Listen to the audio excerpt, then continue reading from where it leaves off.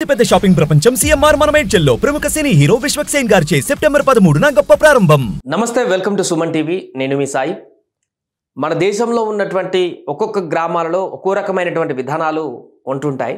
సాధారణంగా ఆ గ్రామాల్లో తీసుకునేటువంటి నిర్ణయాలు గ్రామ పరిస్థితులకు అనుగుణంగా ఆ ఏరియాను బట్టి కొన్ని నిర్ణయాలు ఉంటాయి.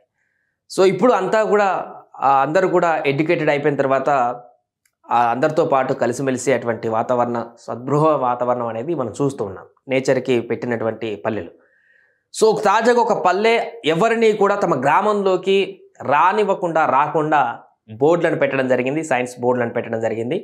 అపరిచిత వ్యక్తులకు గ్రామాల్లోకి ఎంట్రీ లేదంటూ, అంతకు ముందు ఒక వర్గానికి ఎంట్రీ లేదంటూ బోర్డులను ఏర్పాటు చేయడం సెన్సేషనల్గా మారింది. అసలు ఎందుకు ఆ గ్రామంలో ఇలా రాకపోకలు కూడా లేకుండా పూర్తిగా బోర్డులు పెట్టేసి ఎవరు మా గ్రామంలోకి రావద్దనేటువంటి బోర్డ్స్ని ఎందుకు ఏర్పాటు చేశారు, ఆ గ్రామం ఎక్కడుంది, అసలు అక్కడ గ్రామంలో ఏం జరిగింది అనేటువంటి వార్తను ఒకసారి మనం చూద్దాం.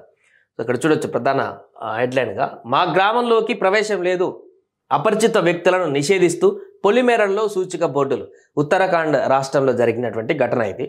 ఉత్తరాఖండ్లోని రుద్రప్రయాగ జిల్లాలో అపరిచితులు బయటి వ్యక్తుల ప్రవేశాన్ని నిషేధిస్తూ కొన్ని గ్రామాల పొలిమేరలలో సూచిక బోర్డులు వెలిశాయి. ఆ గ్రామాలలోని ఇల్లు, ఆలయాలలో తరచూ దొంగతనాలు జరుగుతుండటంతో ఈ నిర్ణయం తీసుకున్నట్లుగా స్థానికులు తెలిపారు. సో ఒక్క గ్రామం కాదు, కొన్ని గ్రామాలు, చుట్టుపక్కల ఉన్నటువంటి కొన్ని గ్రామాలు కావచ్చు.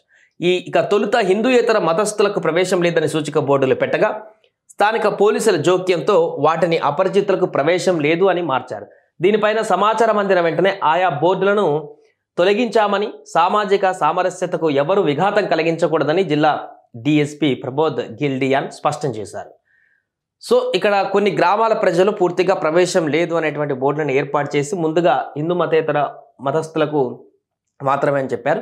బికాస్ ఆలయాల్లో ఎక్కువగా అక్కడ దొంగతనాలు జరుగుతున్నాయి కాబట్టి ఈ నిర్ణయం తీసుకున్నారు హిందూయేతర మతం. బట్ అక్కడ ఆలయాలతో పాటు ఇళ్లల్లో వెహికల్స్, వాహనాలు, ఇంకా ఇతర ఇళ్లలో కూడా భారీగా చోరీలు జరుగుతున్నాయి కాబట్టి వెంటనే అప్రమత్తమైనటువంటి పోలీసులు ఇలా పెట్టడం మంచిది కాదని చెప్పేసి స్థానికులకి, గ్రామస్తులకి చెప్పడంతో వారు అపరిచితులకు నిషేధం లేదంటూ మరలా బోర్డును పెట్టి ఎవరు గ్రామాలలోకి రాకుండా చర్యలు తీసుకుంటూ కాపలా కాశారు.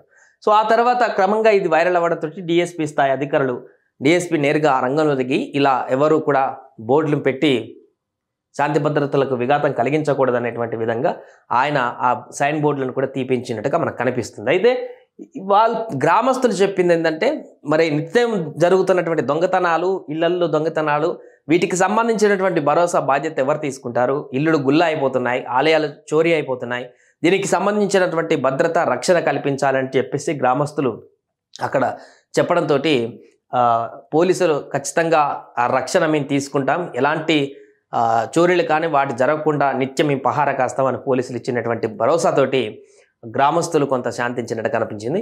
ఏదేమైనా కూడా నిత్యం జరుగుతున్నటువంటి చోరీల కారణంగా గ్రామస్తులు అక్కడ ఎవరు అసలు గ్రామాల్లోకి ఇతర వ్యక్తులు రాకుండా తీసుకున్నటువంటి నిర్ణయం అయితే ఇప్పుడు వివిధ సోషల్ మీడియాలో వైరల్గా మారుతున్నటువంటి పరిస్థితి. సుమన్ టీవీలో మీ పర్సనల్ అండ్ బిజినెస్ ప్రమోషన్స్ కోసం కింది నెంబర్కి కాంటాక్ట్ చేయండి.